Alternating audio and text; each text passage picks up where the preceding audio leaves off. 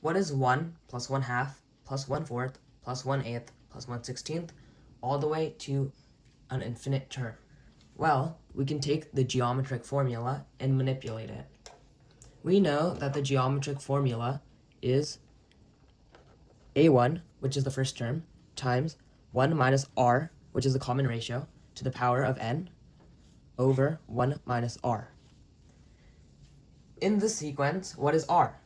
R is equivalent to 1/2. So when we plug this in, and we know that n is infinity this time because this is an infinite sequence, we will get 1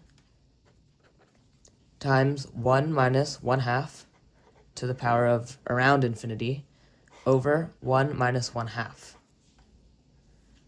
And when you take this 1 minus r to the power of n, this is a relatively small number, 0.5 to the power of infinity, and this is just approaching 0.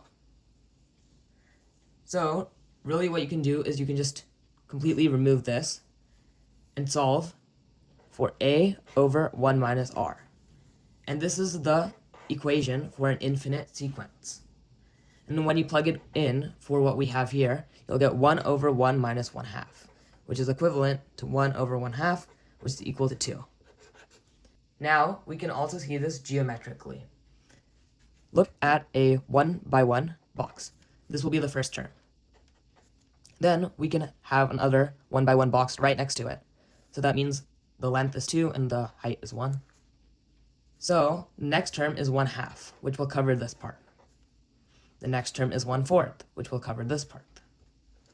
Eventually, when you color in all of the parts we have done so far, and you keep going to 1/8 and 1/16, you can see the only part left is this part over here, the black part.